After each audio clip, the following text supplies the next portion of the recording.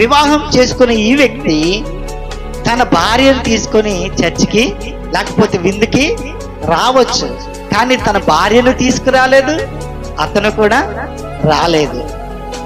వివాహం అన్ని విషయాల్లో ఘనమైనదని దేవుని వాక్యం. అంతేకాదు నరుడుగు ఒంటరిగా ఉండుట మంచిది కాదు అనే వాక్యం.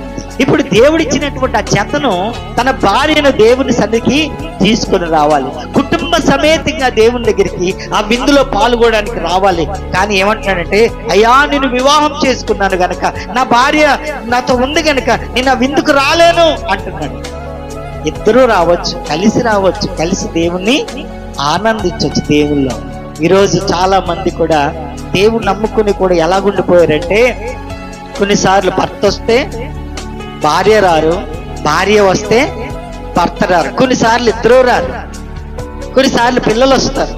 ఇలా ఉంటుంది. దేవుని వాక్యంలో మనం గమనించాలి. బైబిల్లో అకుల ప్రిస్కిల్లాలు ఉన్నారు.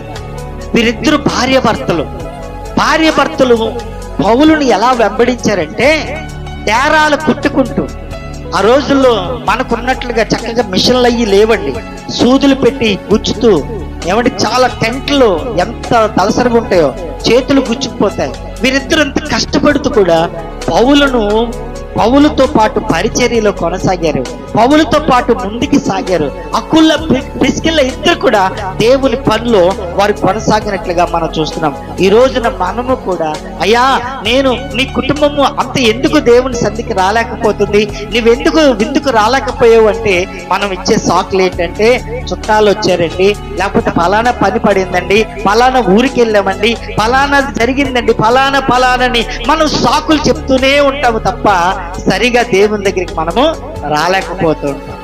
చూడండి, మనము యేసుక్రీస్తు ప్రభు వారు ఇచ్చే ఆహ్వానం, దేవుడిచ్చేటువంటి ఈ మంచి సమయాన్ని మనం త్రోసిపుచ్చుకోకూడదు. దేవుడు ఇచ్చే ఈ సహవాసాన్ని మనం త్రోసిపుచ్చుకోకూడదు. దేవుని యొక్క ఉద్దేశం ఏమిటి అంటే, ప్రతి ఒక్కరు కూడా దేవుని దగ్గరికి రావాలి, ప్రతి ఒక్కరు కూడా విందులో పాల్గొవాలి, ప్రతి ఒక్కరూ ఆ సహవాసంలో ఉండాలి అని దేవుని చిత్తమైంది. అయితే మనం సాకులు చెప్తూ తప్పించుకునే వారుగా మనం ఉండకూడదు. తప్పించుకుంటూ తిరిగేవారుగా మనం ఉండకూడదు.